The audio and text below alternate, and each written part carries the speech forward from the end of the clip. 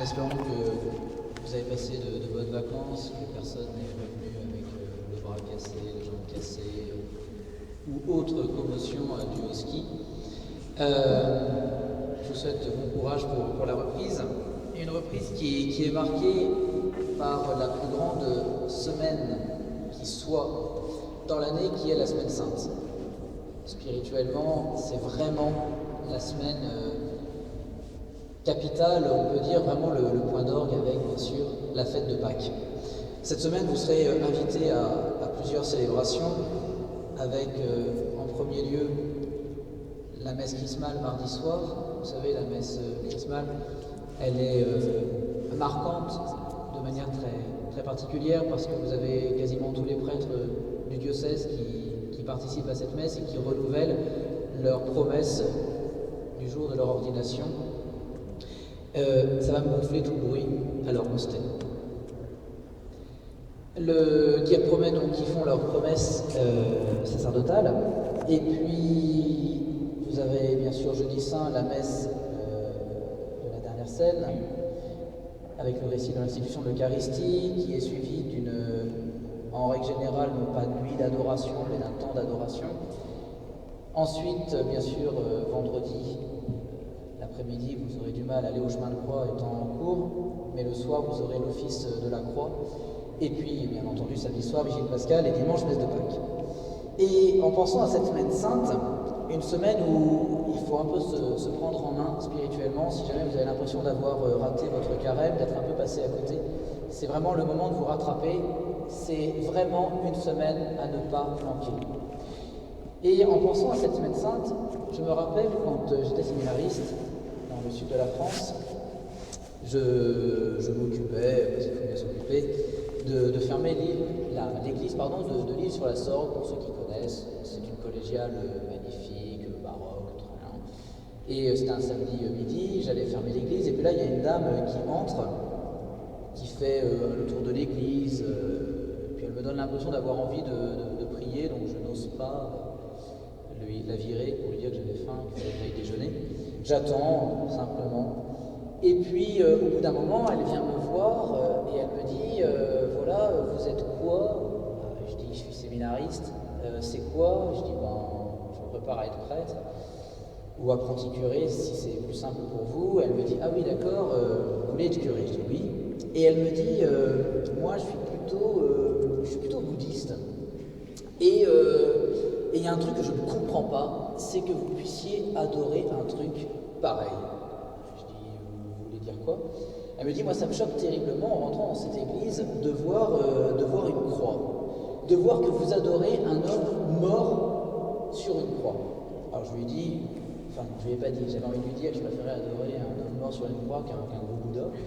Mais enfin, ceci étant dit, ça m'a un peu interpellé, parce que j'avais jamais vraiment réfléchi au fait que, de fait, quand je regarde la croix, je regarde un homme qui meurt, un homme mort. Et la croix qui fait la fierté des chrétiens, c'est quand même l'instrument d'un supplice, l'instrument d'une mort atroce, celle de Jésus. Et alors on se dit, comment est-ce que on peut faire de la croix le symbole du chrétien? Et comment est-ce qu'on peut faire du crucifié de Jésus notre idole, notre Dieu? Quand on regarde la croix, on voit de fait un homme mort, mais on regarde un homme mort qui est mort pourquoi? Par amour. Un homme qui meurt par amour pour nous, et lorsqu'on regarde la croix, on ne voit pas seulement un homme qui meurt pour nous, on voit un Dieu qui est mort pour nous. Sur la croix, c'est Jésus, le Fils de Dieu et Dieu lui-même, qui nous donne tout jusqu'à sa vie. Un homme, un Dieu fait homme, qui nous montre la folie de son amour, puisqu'il est mort pour chacun d'entre nous. En nous rappelant que le péché n'est pas une blague et qu'on ne peut pas prendre le péché à la légère, puisque le péché fait terriblement souffrir Dieu. Tout péché est une blessure infligée à Dieu, et que le péché a valu la mort d'un homme, la mort d'un Dieu. Alors oui, quand on regarde la croix, on peut être fier. Pourquoi? Parce que la croix est le symbole de l'amour. Parce que la croix est le rappel de l'amour fou de Dieu.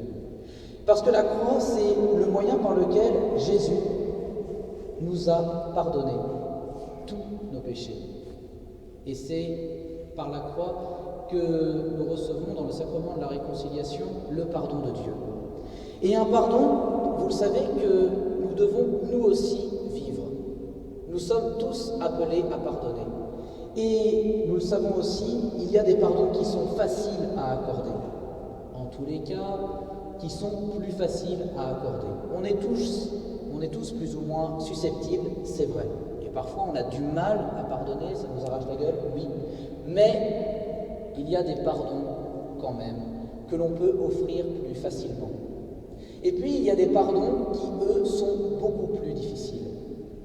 Il y a quelque temps, j'entendais une personne en confession me dire « Père, je n'arrive pas à pardonner à mon père tout le mal qu'il a pu me faire tout au long de sa vie.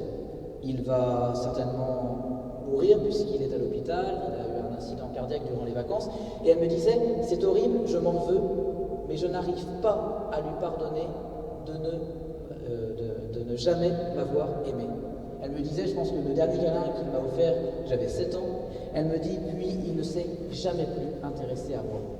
Et quand je vais le voir, je n'arrive pas à lui dire un mot gentil. Je n'arrive pas à avoir envie de l'aimer. Elle me dit, j'arrive pas à lui pardonner. Alors je m'accuse de ne pas réussir à lui pardonner, je m'en veux, mais j'y arrive pas. Et alors, je me souvenais d'un pardon que moi-même, j'ai eu du mal à accorder. Quelqu'un, comme ça arrive à chacun d'entre nous, qui m'avait fait une crasse, mais pas légère. Quelqu'un qui avait été, on peut le dire, assez salaud. Et, très bien, l'histoire était passée, mais ce type, pour moi, c'était juste un connard, et je n'avais aucune envie, mais aucune envie de lui pardonner. Le problème, c'est que quand on dit le Notre Père, quand on fait attention aux mots, on dit « Pardonne-nous nos offenses comme nous pardonnons aussi à ceux qui nous ont offensés », c'est-à-dire que de même que je demande à Dieu de me pardonner mes péchés, de même, moi aussi, je dois être capable de pardonner. De même que lorsque je fais de grosses fautes, de même que lorsque j'ai énormément blessé Dieu, de même que lorsque j'ai énormément blessé le cœur de Dieu, son amour, de même que je lui demande son pardon et qu'il me l'accorde, je dois moi aussi être capable de pardonner. Et que, d'une certaine manière, il ne serait pas honnête de demander à Dieu son pardon si je ne suis pas capable, moi aussi, de l'accorder à ceux qui m'ont fait du mal. Le problème, c'est que cette prière, elle me cassait les pieds.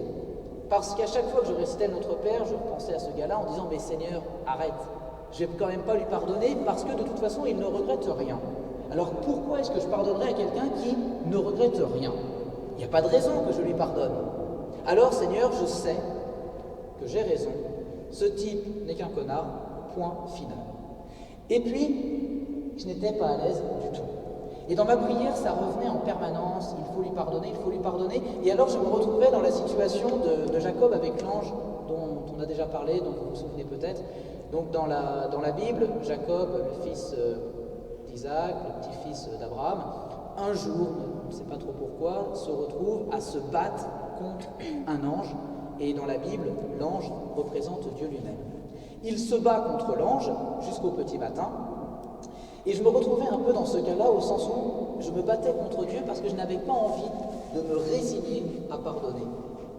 Et je n'avais pas envie de me sentir coupable, de ne pas pardonner. Et je n'avais pas envie que Dieu me reproche de ne pas pardonner parce que pour moi, j'avais raison. Il n'y avait pas de raison de pardonner, j'étais dans mon droit. Et puis, ça dure comme ça pendant des semaines où je me suis rendu compte qu'à ne pas vouloir pardonner, je me contentais en réalité de retourner le couteau dans la plaie. Puisque je ne voulais pas pardonner à ce type, en réalité c'est comme si chaque jour je me faisais mal, j'entretenais cette blessure en moi. Comme si, une fois encore, selon l'expression, je retournais le couteau dans la plaie. Alors je me suis dit, je n'ai pas envie de lui pardonner. parce que c'est un crétin, d'accord. Mais est-ce que je ne devrais pas lui pardonner, ne serait-ce que pour que je passe à autre chose et que j'arrête, dès que j'entends parler de lui, de m'énerver. Dès que j'entendais dire du bien de lui, mais j'avais qu'une envie, c'était de dire, mais non, pas du tout, franchement. Dès que je pouvais, j'essayais de le dénigrer. Alors, je me suis dit, bon, ok, Seigneur,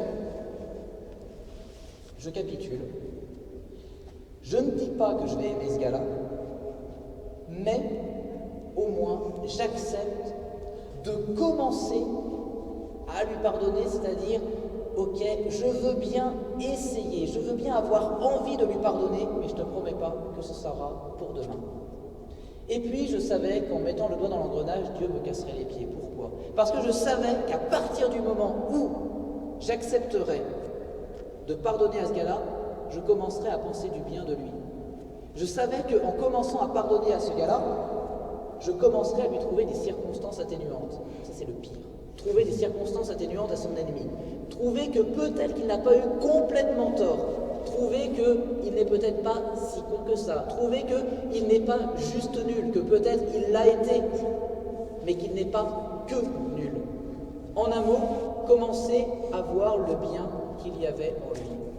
Et plus j'avançais, plus ça m'arrachait la gueule en priant de reconnaître que, bien, ce type, lui aussi, en somme, était aimé de Dieu et que lui aussi, quoi que j'en pense, avait de la valeur.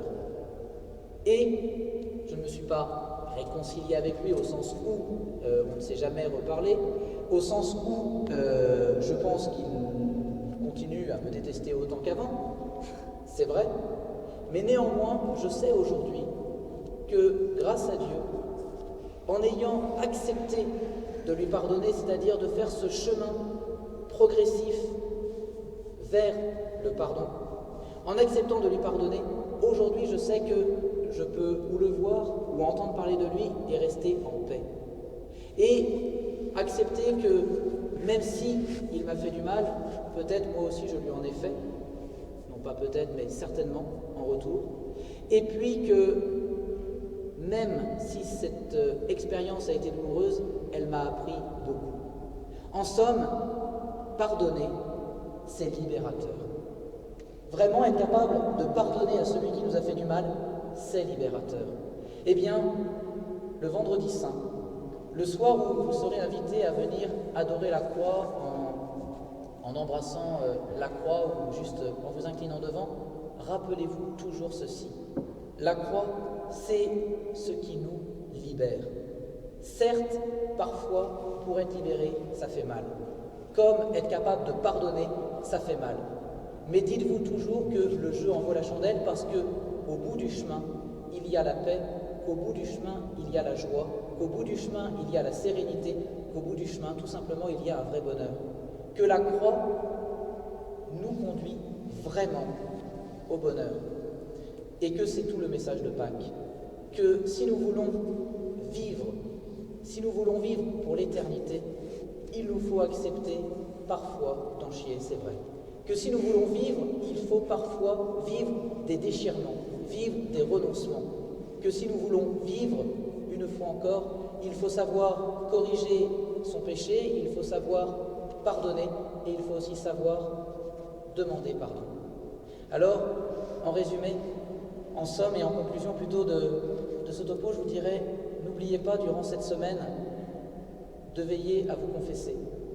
Parce que la confession, c'est le moment, le lieu où vous recevez de Dieu son pardon.